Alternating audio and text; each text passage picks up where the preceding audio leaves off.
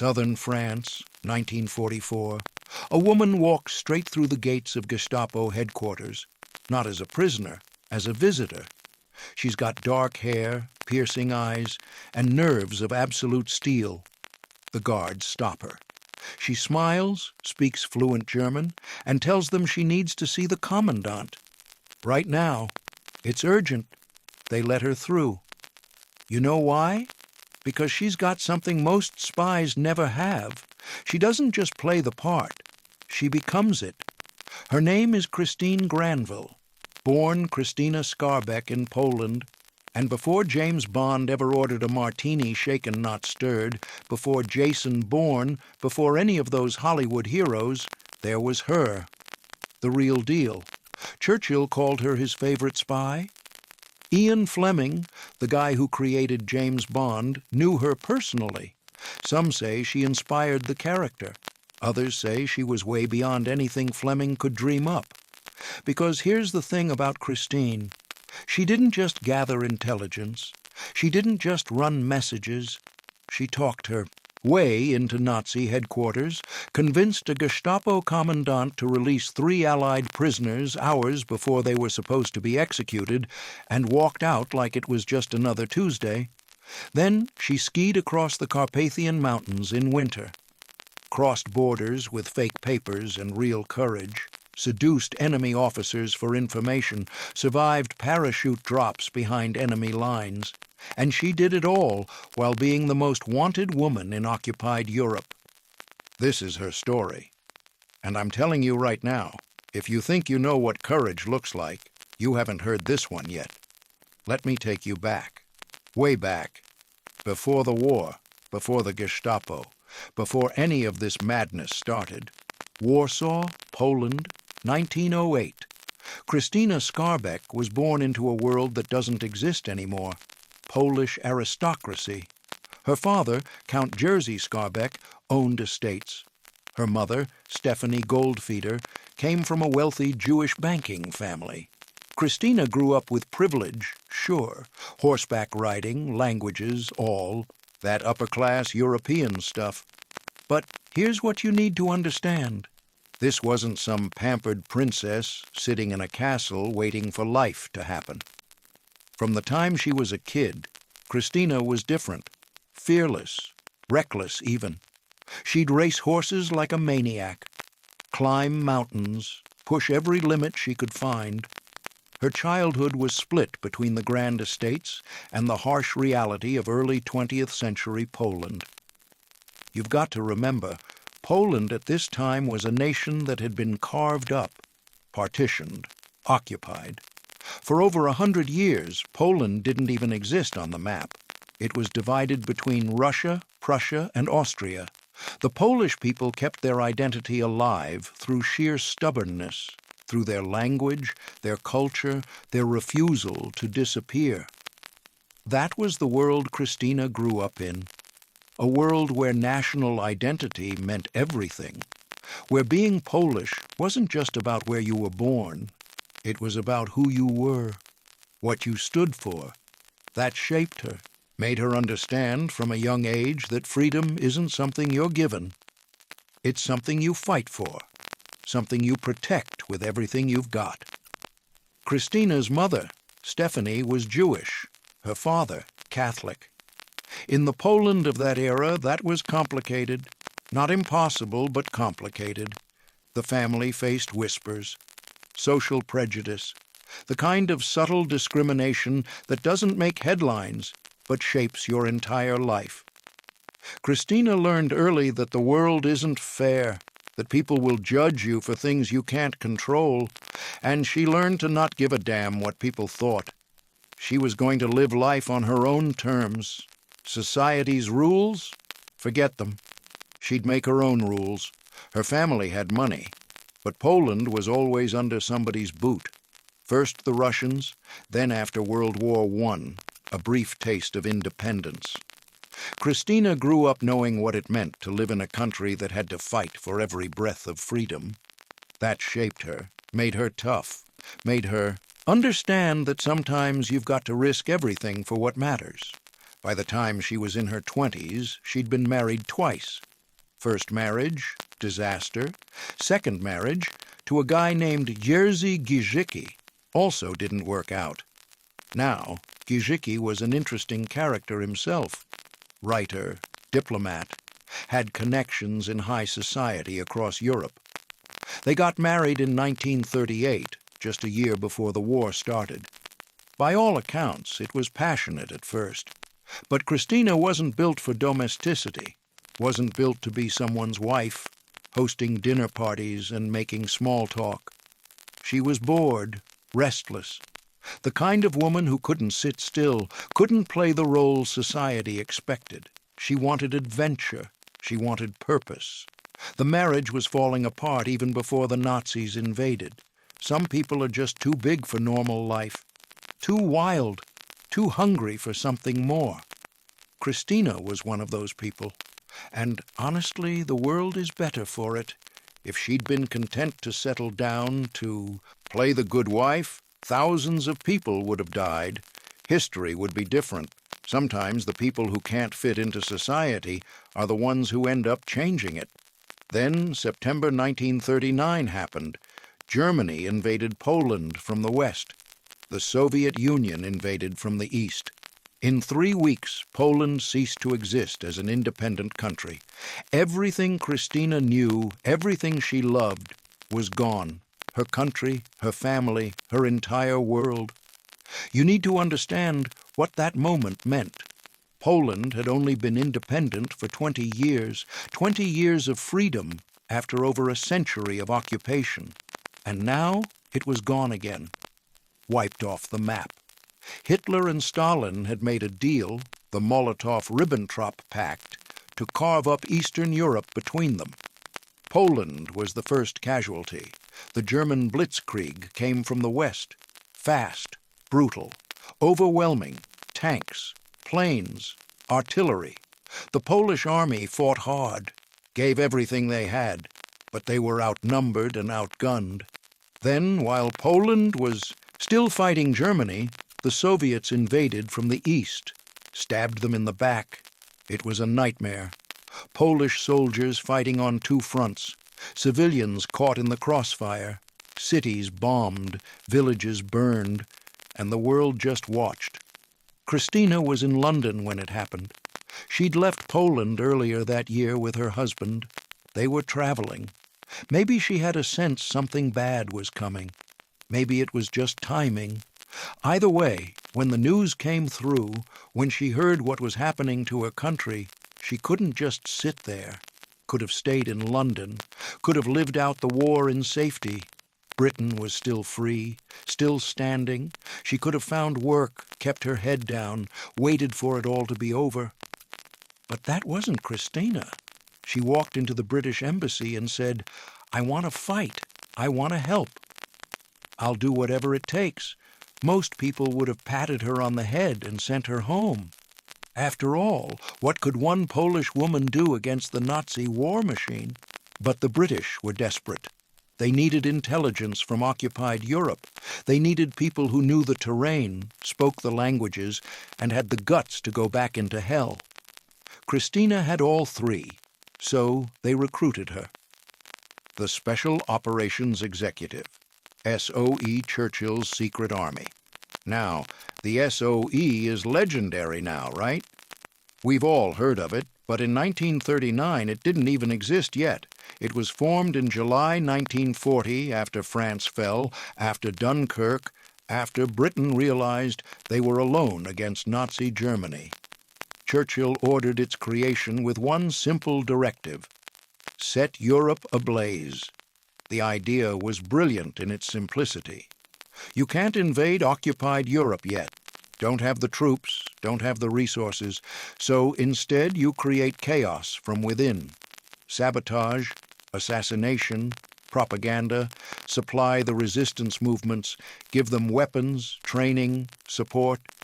Make life hell for the occupiers. Tie down their troops, disrupt their supply lines, force them to look over their shoulders. The SOE recruited people from all over. Refugees, expatriates, anyone with the language skills and the courage to go back into occupied territory. It was dangerous work. The mortality rate was high. If you got caught, you were tortured, executed. There were no Geneva Convention protections for spies.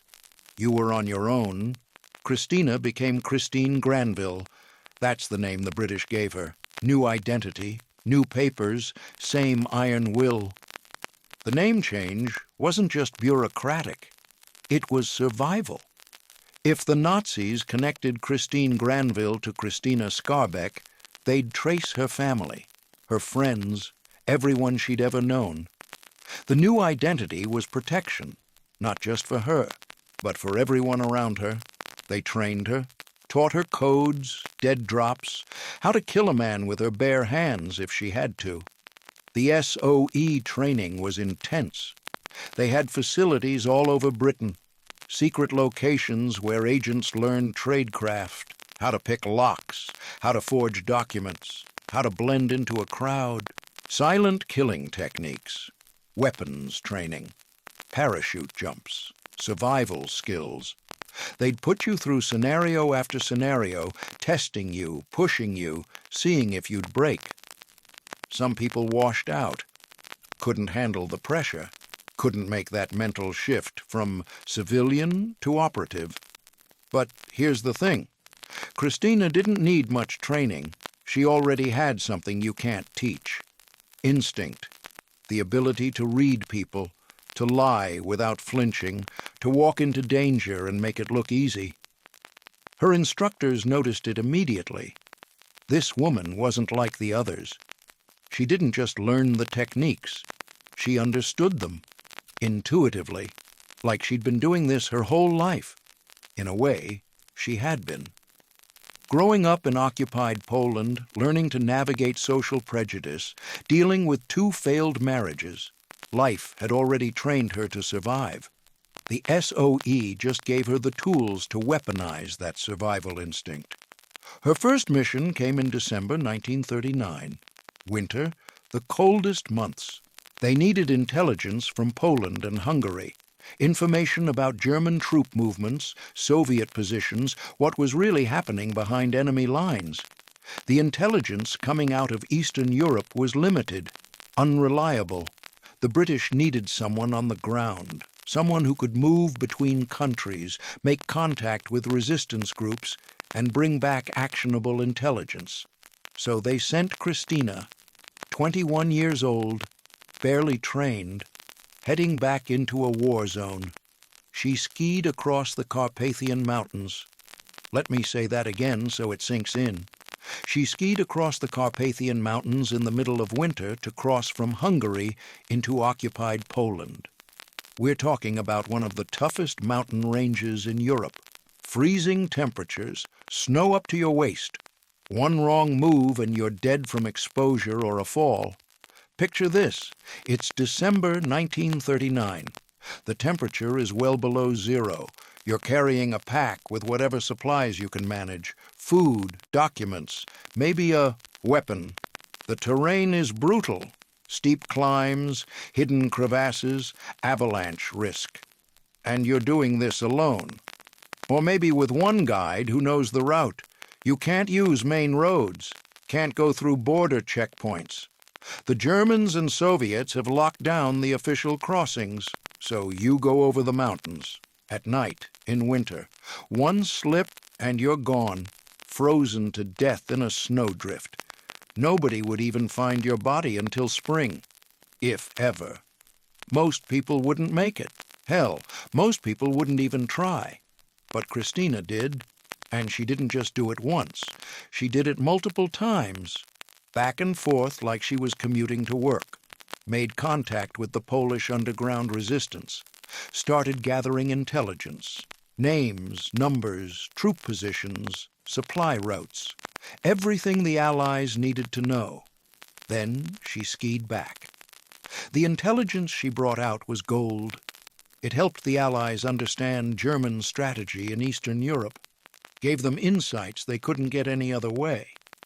But it wasn't just about the information. Christina was building networks, making connections with resistance fighters who would become crucial later in the war.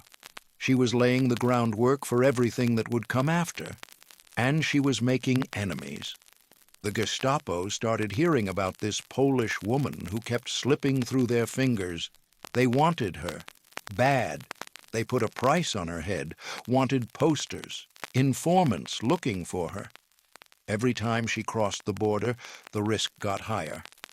Now, here's where things get interesting, and by interesting, I mean absolutely insane. January 1941. Christina and her courier, a guy named Andrzej Kowerski, were in Hungary. They'd just come back from another run into Poland. They were staying in Budapest, thinking they were safe for a minute. Wrong. Andrzej Kowerski, by the way, was another remarkable character. Polish, like Christina, had fought in World War I, lost part of his leg in combat, walked with a prosthetic, but that didn't slow him down. He'd been working with Christina since the beginning, skiing those mountains, making contacts, gathering intelligence. The two of them had developed a close partnership, maybe more than partnership. Some historians think they were lovers. Maybe they were.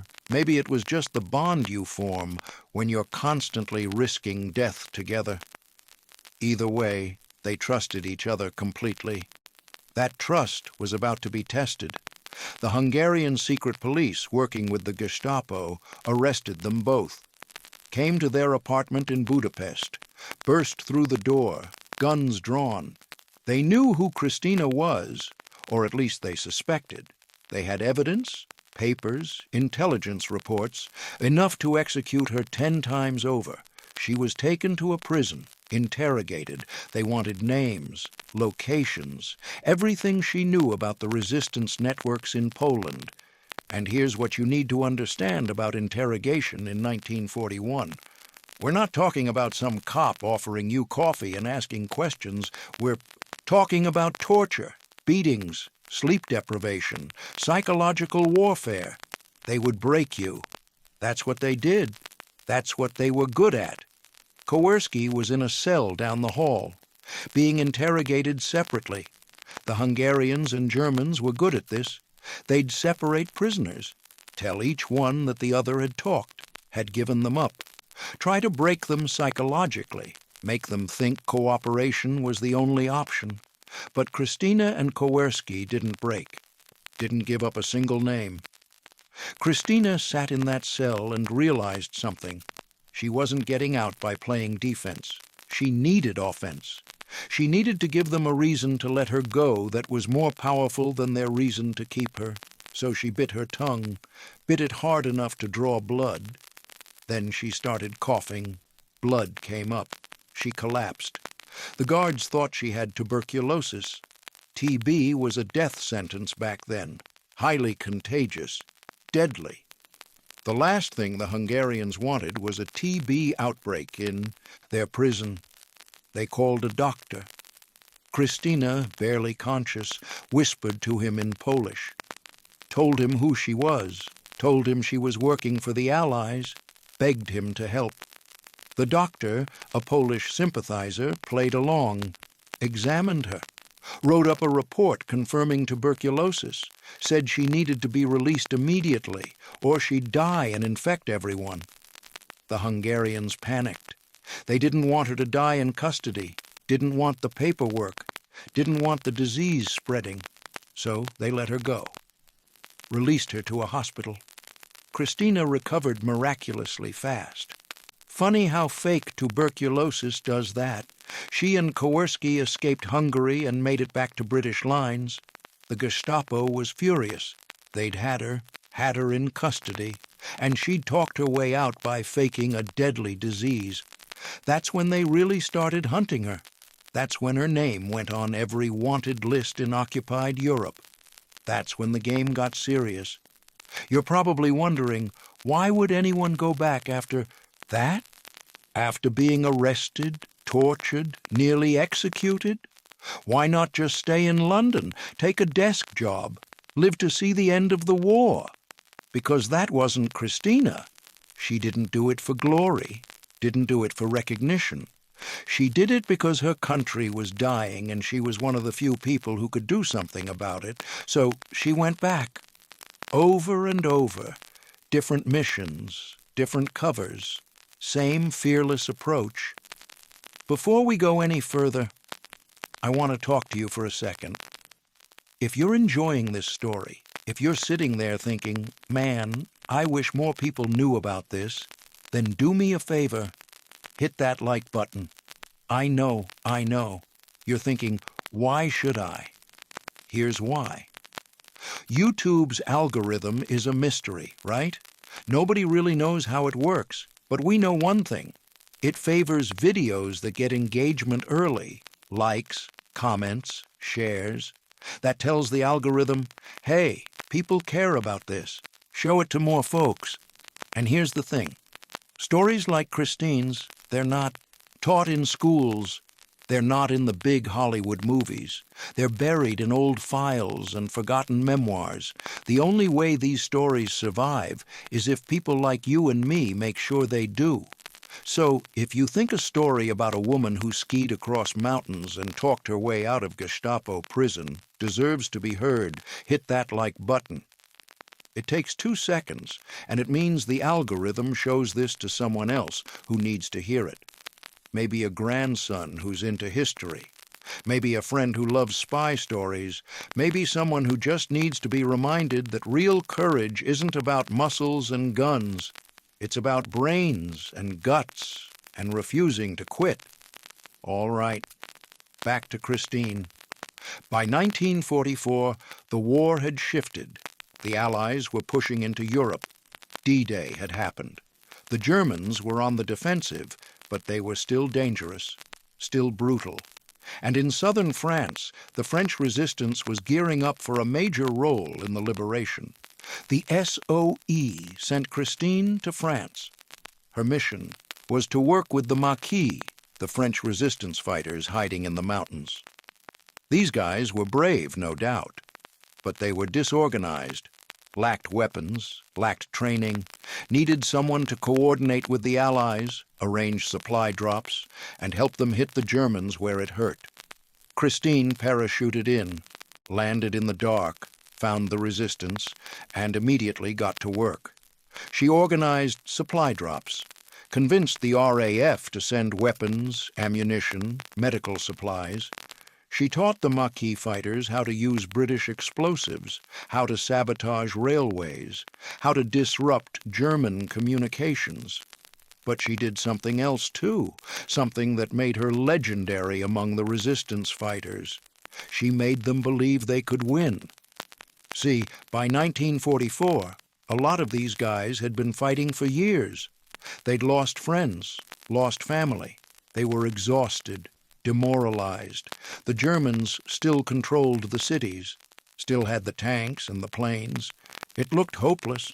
Christine showed up and changed that. She was fearless, would walk into enemy territory like she owned the place, would talk her way past checkpoints, would gather intelligence right under the Germans' noses. The resistance fighters looked at her and thought, if she can do this, we can too. That's leadership, not barking orders from the rear. Walking point, leading by example. But it wasn't all smooth. The Germans were getting desperate. As the Allies closed in, they started cracking down harder on the resistance. Mass arrests, public executions, entire villages burned in retaliation for resistance activity. And in July 1944, the Gestapo arrested 3 Allied officers working with the resistance, 2 Brits and 1 French, Francis Camaerts, Zan Fielding, and Christian Sorensen. These weren't just random soldiers. Camaerts was the head of SOE operations in southeastern France. Losing him would be a disaster. They were being held at Gestapo headquarters in Digne, scheduled for execution. Firing squad. 2 days. Christine heard about it. She could have played it safe. The mission was to work with the resistance, not mount suicide rescue operations. But that wasn't her style. She came up with a plan. A plan so crazy, so audacious, that when she told the other agents, they thought she'd lost her mind. She was going to walk into Gestapo headquarters and negotiate their release. Just walk in, convince the commandant to let them go. No weapons, no backup, just her and her ability to lie like her life depended on it. Because it did. Let me paint you a picture of what this looked like. Gestapo headquarters in Digne, July 1944. The building is crawling with armed guards, SS officers, men who've spent years hunting resistance fighters, men who torture and kill for a living. And here comes Christine Granville, walking up to the gate. Calm as Sunday morning, the guards stop her. "Who are you? What do you want?" She tells them she needs to see the commandant, Albert Schenk. It's urgent. Now, think about this for a second. This is Gestapo headquarters. This is the building where they bring resistance fighters to die, where they extract confessions through unspeakable means. The walls have heard screams. The floors have been washed with blood. This is not a place you walk into voluntarily, not unless you're suicidal, or unless you've got nerves of absolute steel and a plan so audacious it just might work. Christine had both. The guards are suspicious. Of course they are. This is Gestapo headquarters. You don't just walk in. Women don't just walk in and demand to see the commandant, but Christine has something, a quality that's hard to describe. Presence, authority, confidence, the kind that makes people believe you before they even hear what you have to say. She's well-dressed, speaks perfect German, carries herself like someone who knows important people, like someone with authority. The guards hesitate. Make a phone call. Someone inside gives the okay. They let her through. She walks into the building, down the hall, past interrogation rooms where you can hear the screams, past cells where prisoners are waiting to die. The smell of fear and blood hangs in the air. Any normal person would be terrified, would be shaking, ready to bolt. But Christine walks like she owns the place, like she's done this 1,000 times. Every step is confident, every movement calculated. She's playing a role, the most important performance of her life. One wrong move, one moment of doubt, one flicker of fear in her eyes, and she's dead. They'll realize she's not who she says she is. They'll arrest her, torture her, execute her. But she doesn't flicker, doesn't waver. She finds Schenk's office, knocks on the door, walks in. Schenk looks up. Who the hell is this woman? Christine introduces herself. Not as Christine Granville, as a representative of the Allied command. She speaks perfect German, looks him right in the eye, and tells him the Allies are coming. They're going to liberate this area within days. When they do, they're going to find out what happened to those 3 prisoners. If they're dead, Schenk will be tried as a war criminal, executed. But if they're alive, if he releases them now, she can make sure his name goes on a list of German officers who cooperated, who showed mercy, who might get lenient treatment after the war. Schenk stares at her. He's thinking, the Allies are coming. Everyone knows it. The Germans are losing. The question isn't if, it's when. And what happens to the guys who committed war crimes when the Allies show up? They hang. Schenk knows this. He's seen the writing on the wall. But can he trust this woman? Is she really who she says she is? Or is this a trap? Christine doesn't blink, doesn't waver. She pulls out papers, forged documents that look official, makes it look like she's got authority, makes it look like she's connected to high command. It's all a bluff. She's got no authority, no backup. If Schenk calls her bluff, she's dead. He doesn't call it. Maybe he believed her. Maybe he was just scared enough of what was coming to hedge his bets. Either way, he agreed. released all 3 prisoners, Kammertz, Fielding, Sorensen, walked them to the gate, let them go. Christine walked out with them, got in a car, drove away. She'd done it.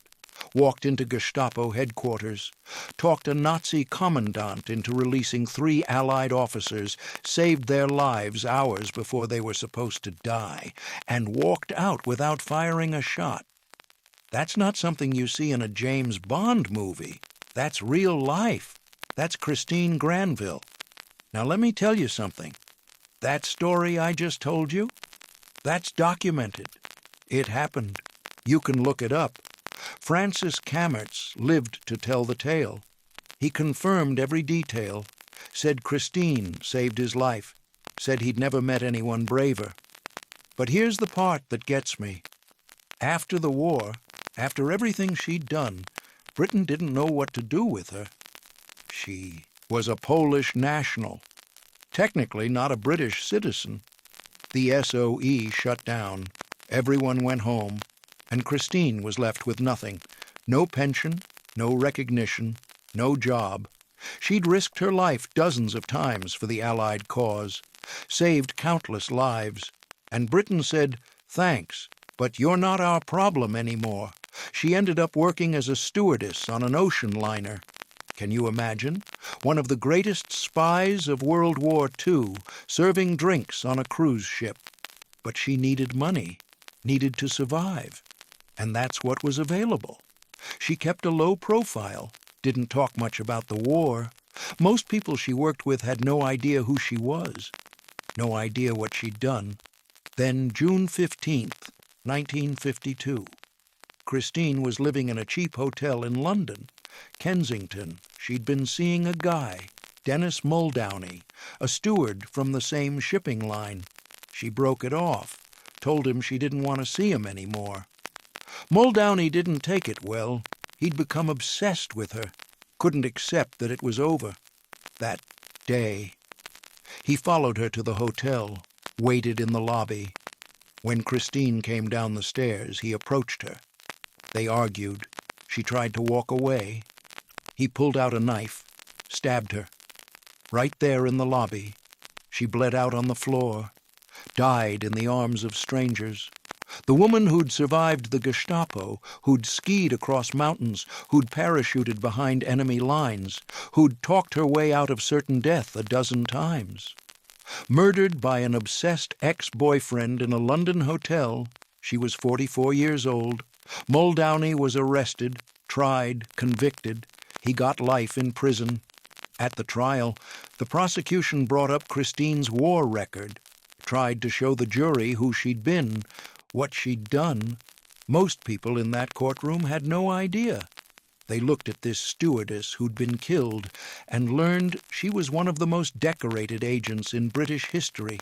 The George Medal, the OBE, the Croix de Guerre, Poland, France, Britain. They'd all given her medals, and yet she died alone, poor, forgotten. That's the part that makes me angry. Not just sad, angry. This woman gave everything for the Allied cause, and the system that used her threw her away the moment the war was over. You know what? I need to pause here for a second. If this story is hitting you the way it's hitting me, if you're feeling that anger, that injustice, do something about it. Subscribe to this channel. I know that sounds self-serving, like I'm just trying to grow my audience. But here's the real reason I want you to subscribe. Because stories like Christine's matter. They matter because they show us what real courage looks like. Not the Hollywood version. The real version. The kind that doesn't always get a happy ending.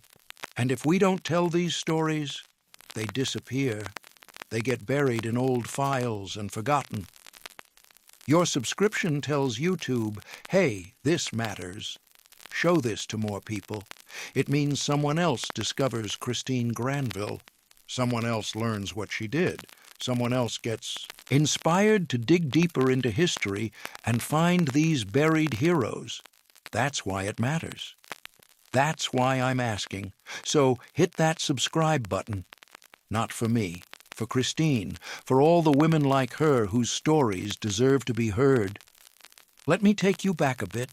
Talk about some of the other stuff Christine did during the war, because the Gestapo headquarters rescue, that's the big one, the story everyone knows. But there were so many other missions, so many other close calls. In 1941, after she escaped from Hungary, Christine went to Cairo. That's where the SOE had a base for operations in the Mediterranean and Middle East. She was supposed to rest, recover, maybe take a desk job for a while. She lasted about 2 weeks before she was bored out of her mind, started volunteering for missions, any mission. Didn't matter how dangerous. They sent her to Syria, then to Libya, intelligence gathering, working with resistance groups, organizing supply lines. She was everywhere, moving constantly, never staying in one place long enough for the enemy to catch up. One time in North Africa, she was caught in a sandstorm. Vehicle broke down. No water. Middle of the desert. Most people would have panicked. Christine waited it out, walked to the nearest settlement, got help, completed the mission like it was nothing. Another time, she was on a ship that got torpedoed by a German U-boat. Ship went down. Christine ended up in a lifeboat with a bunch of other survivors, floated for 3 days before they were rescued. First thing she did when they got to shore? Asked for her next assignment. She didn't know how to quit, didn't know how to back down. Some people called it bravery, others called it recklessness. Christine didn't care what you called it. She had a job to do, and she was going to do it. But there was something else driving her, something deeper than duty or patriotism, revenge. See, Christine's family was still in Poland. Her mother, her brother, friends, people she loved, and the Nazis were destroying them. Her mother died during the war, cause of death listed as natural, but Christine knew better. The stress, the fear, the occupation. It killed her as surely as any bullet. Her brother disappeared, probably sent to a concentration camp. Christine never found out what happened to him. By 1944, she knew most of her family was gone. The Poland she'd grown up in didn't exist anymore. The estates, the culture, the people. All of it was being erased by the Nazi war machine. So when she fought, she wasn't just fighting for the Allies. She was fighting for everyone she'd lost, every person the Nazis had taken from her. That changes things, makes you fearless in a different way. When you've already lost everything, what's left to be afraid of? Let me tell you about another mission. France, August 1944. The Allies are pushing inland after D-Day. The Germans are retreating but fighting hard.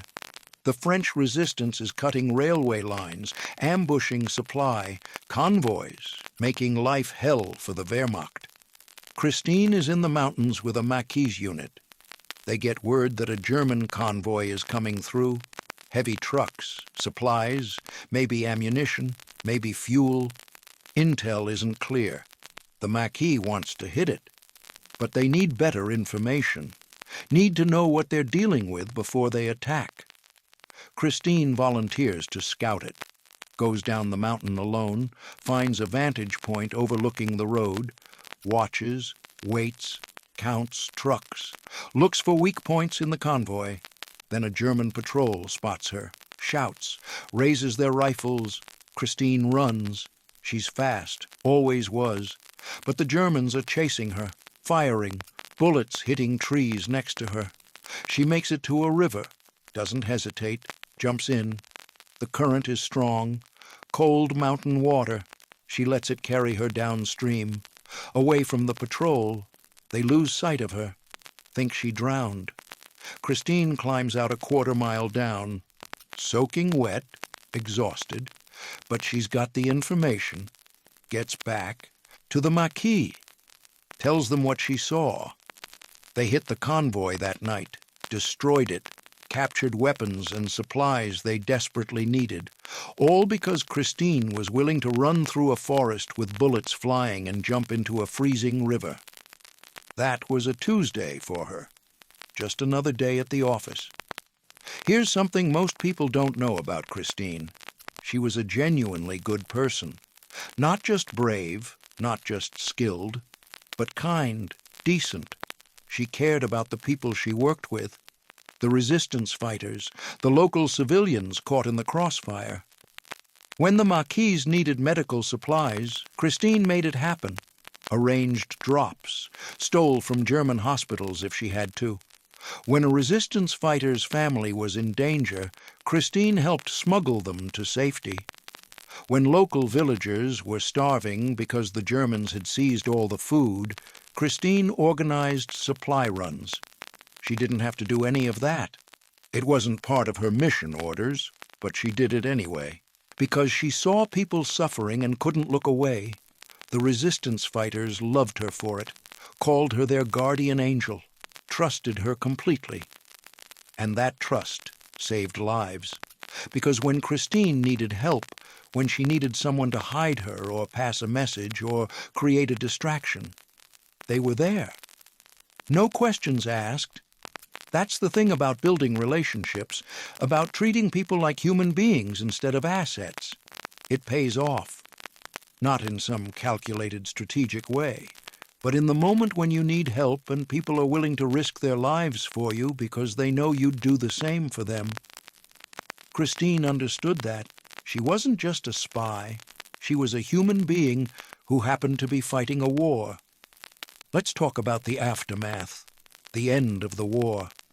May 1945. Germany surrenders. The war in Europe is over. Celebrations in the streets, people crying with relief, hugging strangers, dancing, drinking. The nightmare is finally over. But for Christine, it wasn't celebration time. It was limbo. She'd served with distinction. Everyone in the SOE knew it. Everyone who'd worked with her knew it. But now the SOE was being disbanded. The war was over. No more need for secret agents. The organization that had recruited her, trained her, sent her on missions, was shutting down. And Christine was Polish, not British. She had no citizenship in the UK. No right to stay long-term. No job, no pension, no future. Think about that for a second. You've just spent 5 years risking your life. You've skied across mountains, parachuted behind enemy lines, talked your way into Gestapo headquarters, saved countless lives, changed the course of battles, and now the people you did it for are basically saying, "Thanks, but you're on your own now. We don't owe you anything." That's not just unfair, that's betrayal. The British government offered her a payment, a one-time payout for her service. It was insulting. A few £100 for years of risking her life. Other agents, male agents, British agents, they got positions in the new intelligence services. They got jobs, pensions, security. Christine got a check and a pat on the back. She took it because she had no choice, but she knew what it meant. They were paying her off, closing the books, making her someone else's problem. Poland was under Soviet control now. The Nazis were gone, but Stalin had taken their place. The country Christine had fought for didn't exist anymore. Not really.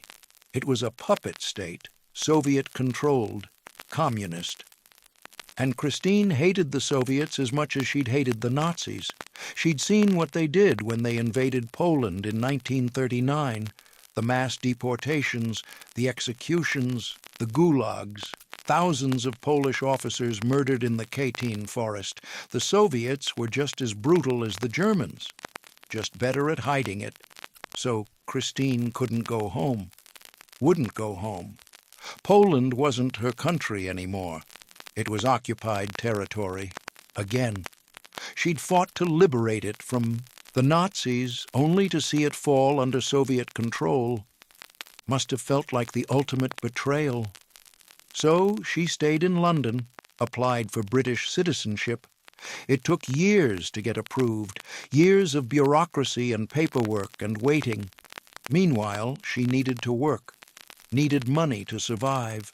She tried different jobs, worked in a shop for a while, didn't last.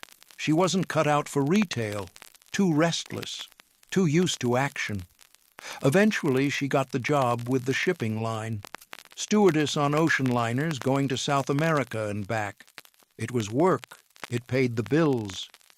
But it must have been torture for her. This woman who'd commanded respect from hardened resistance fighters, who'd outmaneuvered the Gestapo, who'd parachuted behind enemy lines. Now she's serving drinks and making small talk with passengers who had no idea who she was.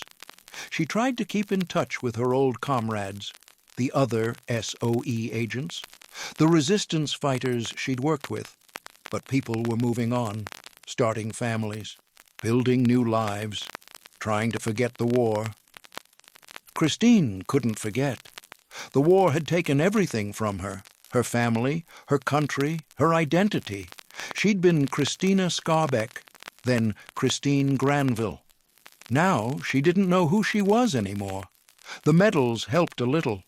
Britain gave her the George Medal, the Order of the British Empire. France gave her the Croix de Guerre. Poland, once it was safe, recognized her too.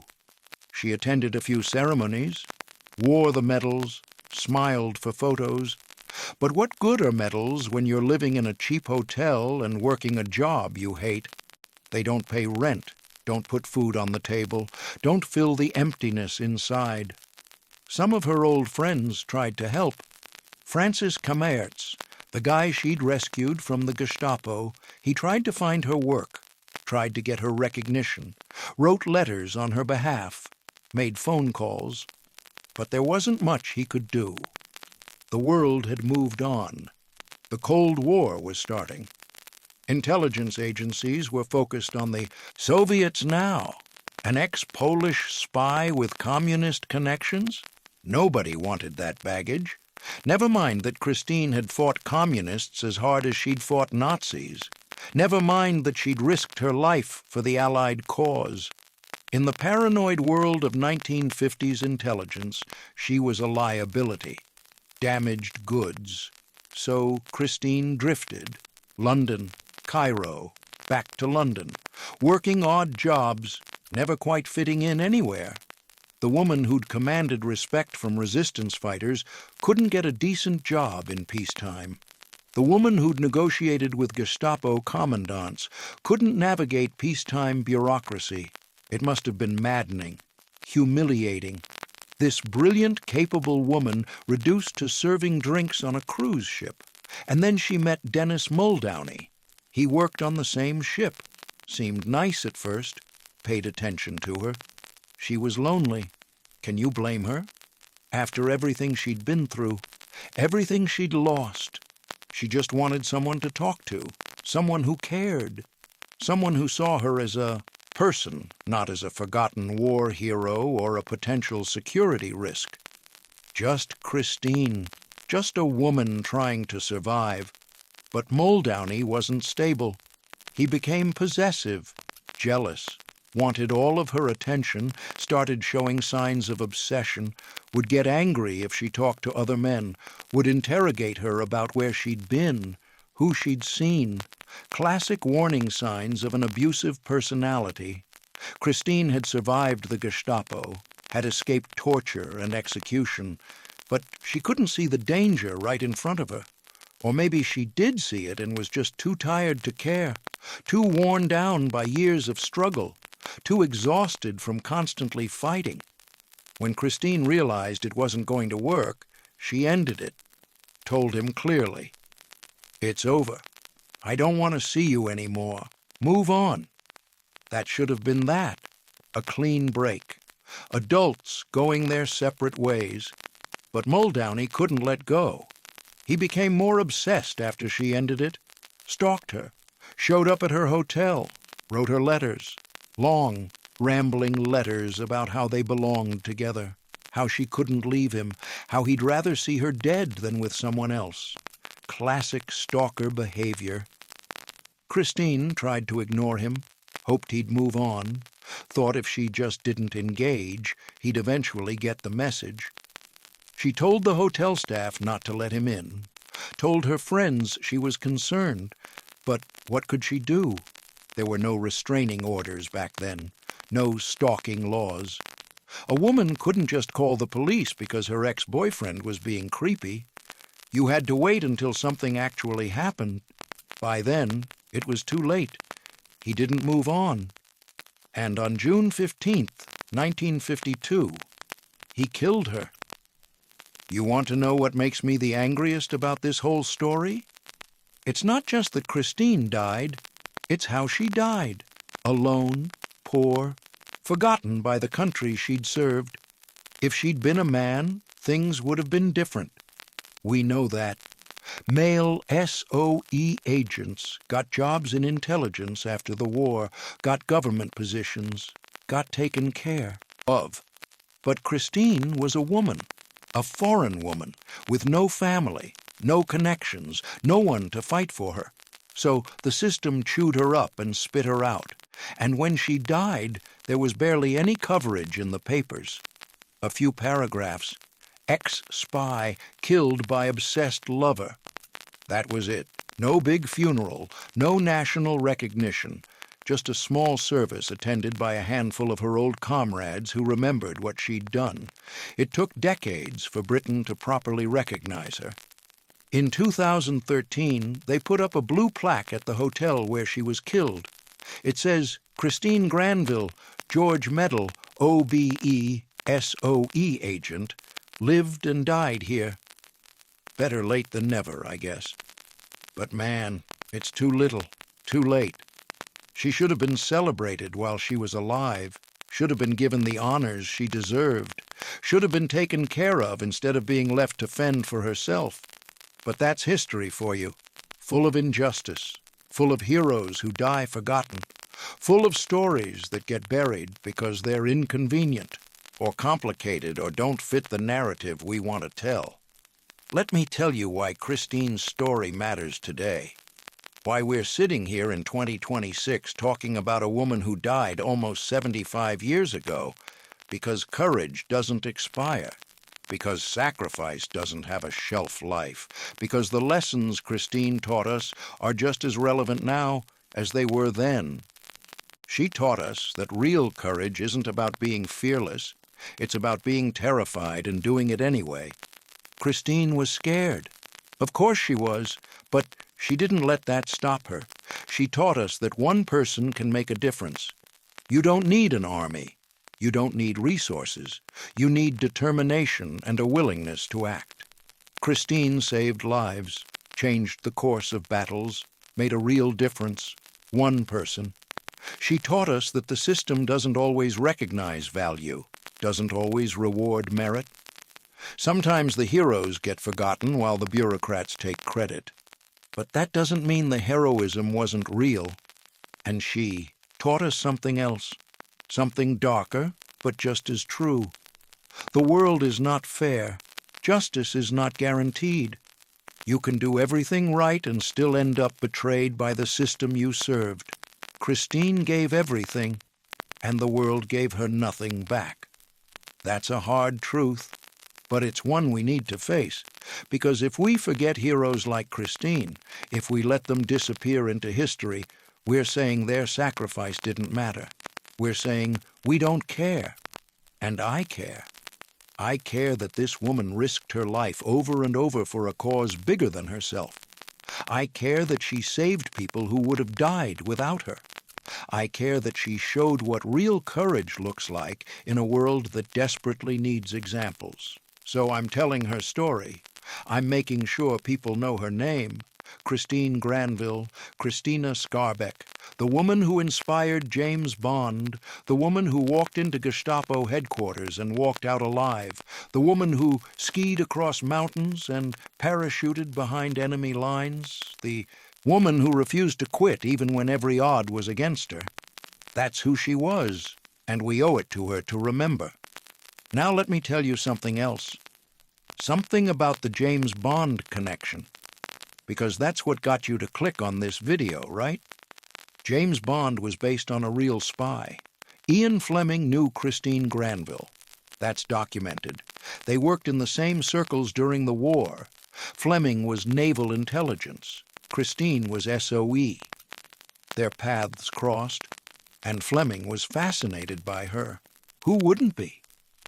Here's this beautiful, dangerous woman who spoke half a dozen languages and had more guts than most of the men Fleming knew. She seduced enemy officers for information. She carried poison capsules in case she was captured. She could kill you with a knife or a smile, whatever the situation required. Sound familiar? Fleming created Vesper Lynd in Casino Royale, the tragic Bond girl. Some historians think that character was inspired by Christine. Then there's the character of Tatiana Romanova in From Russia with Love. A beautiful Eastern European spy. Again, possible inspiration. But here's the thing. Fleming couldn't capture Christine on the page because she was too much, too complex, too real. Bond girls in the movies are fantasies, beautiful women who exist to support the hero's journey. Christine wasn't anyone's supporting character. She was the hero of her own story. She didn't need James Bond to save her. She was too busy saving everyone else. So, yeah, Fleming knew her. Maybe she inspired elements of his characters. But the real Christine Granville was so much more than fiction could ever capture. She was the real deal, and honestly, her story is better than any Bond movie. Let me hit you with some numbers, some context. During World War II, the SOE sent about 470 agents into occupied France. 39 of those agents were women. 39 out of 470, less than 10%. And of those 39 women, 13 were captured. 12 were executed. That's a mortality rate of over 30%. These women knew the odds, knew what they were signing up for, did it anyway. Christine was one of the lucky ones. She survived. But survival came with its own costs. PTSD. We didn't call it that back then. Shell shock, battle fatigue. Whatever you want to call it, Christine had it. The nightmares, the flashbacks, the inability to adjust to normal life. She'd spent years living on adrenaline, every day a matter of life and death, every decision critical. And then suddenly the war was over and she was supposed to just go back to being a normal person, serve drinks on a cruise ship and smile and pretend everything was fine. It doesn't work that way. The war ended in 1945. But for Christine, the war never really ended. It followed her, haunted her, every day for the rest of her life, and she had no support, no therapy, no veteran services, because technically she wasn't a veteran. She was a civilian contractor, an independent agent. The British government didn't owe her anything. That's what they told her. So she suffered alone, tried to cope, tried to build something resembling a life, and in the end, it killed her. Maybe not directly, but indirectly. The isolation, the loneliness, the sense that nobody understood what she'd been through, that drove her into the arms of someone unstable, someone dangerous. And that's how it ended. A knife in a London hotel. You know what I want you to take away from this? 2 things. First, history is full of heroes we've never heard of, people who did extraordinary things and got no credit.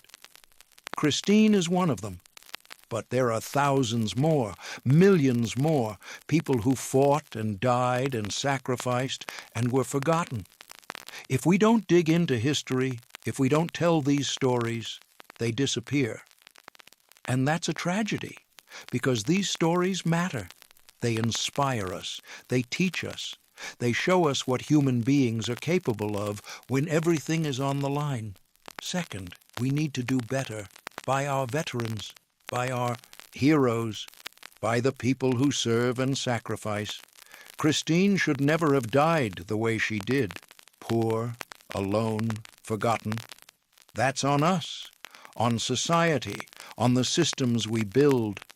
We can't change what happened to Christine, but we can make sure it doesn't happen again. We can make sure that the people who serve get the support they need, the recognition they deserve, the care they've earned. That's what I want you to take away. Remember Christine, tell her story. And when you see someone who's served, someone who's sacrificed, make sure they know they're not forgotten. Make sure they know their sacrifice mattered, because it does. It absolutely does. All right, one more thing before we wrap this up. If you've made it this far, if you've listened to this whole story, I want to ask you something. Share this video. I know, everyone asks you to share. But here's why I'm asking. Christine's story isn't in the textbooks. It's not taught in schools. Most people have never heard of her. The only way her story survives is if people like you and me make sure it does. Share it with someone who loves history, someone who needs to hear a story about real courage, someone who needs to be reminded that one person can make a difference. That's how these stories survive. That's how heroes get remembered. So share it. And if you really want to help, subscribe to this channel. Because we're going to keep telling these stories. Stories about the women who fought in World War II. Women who were spies and pilots and resistance fighters and saboteurs. Women who were written out of history because they didn't fit the narrative. Women like Christine Granville. Women who deserve to be remembered. All right. That's it. That's the story. Let me tell you about Christine's last day, June 15th, 1952. She woke up that morning in her hotel room. Small place, cheap, all she could afford. She got dressed, went about her routine. She was supposed to work later that week. Another voyage across the Atlantic. She needed the money, always needed the money. Around 1 in the afternoon, she left her room, headed down to the lobby. Maybe she was going out for lunch. Maybe she was meeting someone. We don't know. What we do know is that Dennis Muldowney was waiting for her. He'd been waiting for hours, sitting in the lobby, watching the stairs, obsessing. When Christine came down, he stood up, approached her. They talked. People in the lobby heard them, heard their voices getting louder. Christine tried to walk away. Muldowney grabbed her arm. She pulled away, told him to leave her alone. He pulled out a knife, a large knife. Kitchen knife, maybe, something he'd been carrying, planning. He stabbed her in the chest, once, then again, 3 times. Christine fell. People screamed. Someone tried to help. Too late. She was bleeding out, dying on the floor of a cheap London hotel, the woman who'd survived everything the Nazis could throw at her, killed by a man she'd tried to be kind to, a man who couldn't accept rejection. The police came, ambulance, but there was nothing they could do. Christine was gone, 44 years old, and just like that, one of the greatest spies of World War II was dead. Not in combat, not on a mission, in a hotel lobby, because a man couldn't handle being told no. The trial was quick. Muldowney didn't deny it, pleaded guilty. His lawyer tried to claim it was a crime of passion, that he'd been driven mad by love. The jury didn't buy it, found him guilty of murder. He got life in prison, served time in Pentonville, died in prison years later. Nobody mourned him. At the trial, the prosecution brought in witnesses to testify about Christine's war record. SOE officers, resistance fighters, people who'd served with her. They told the jury who she'd been, what she'd done. Most people in that courtroom were hearing it for the first time. They looked at this dead woman, a stewardess killed by her ex-boyfriend, and realized she was a war hero, that she'd saved lives, changed history, and died forgotten. The judge, in his sentencing, called it a tragedy, said Muldowney had robbed the world of a remarkable woman. But that didn't bring Christine back. Nothing could bring her back. They buried her at St. Mary's Catholic Cemetery in Kensal Green, London. Small funeral, a few dozen people, her old comrades from the SOE. Some of the resistance fighters she'd worked with in France. Francis Kammertz was there, the man she'd saved from the Gestapo. He gave a eulogy, talked about her courage, her sacrifice, said she was the bravest person he'd ever known. And then they lowered her into the ground. And that was it. Christine Granville, Christina Skarbek, gone. For years her grave was unmarked, just another plot in a London cemetery. Then some of her old comrades raised money, put up a headstone. It's simple, just her name, her dates, and the medals she earned. George Medal, OBE Croix de Guerre, a small reminder of who she'd been. If you ever find yourself in London, go visit it. St. Mary's Catholic Cemetery, Kensal Green. It's not hard to find. People still leave flowers, people who've heard her story, who want to pay their respects. I think Christine would appreciate that. Not for the recognition, she never cared about that, but because it means she's not forgotten, that her story survived. And as long as we keep telling it, as long as people keep leaving flowers on her grave, Christine Granville lives on, not in the history books, not in the official records, but in the hearts of people who understand what real courage looks like. Let me give you one more story about Christine. This one's from France, 1944. She's working with the Maquis. It's late summer. The Allies are pushing inland. The Germans are retreating, but they're fighting hard, destroying bridges, burning villages, killing anyone they suspect of helping the resistance. Christine and a small group of Maquis fighters are holed up in a farmhouse, resting, eating whatever food they can scrounge. Suddenly they hear engines, German trucks, a lot of them, coming down the road. The Maquis fighters panic. They're outnumbered, outgunned. If the Germans search the farmhouse, they're dead. Christine stays calm, tells everyone to hide in the cellar. Then she goes outside, alone. The German convoy stops. An officer gets out, asks what she's doing there. Christine plays the part.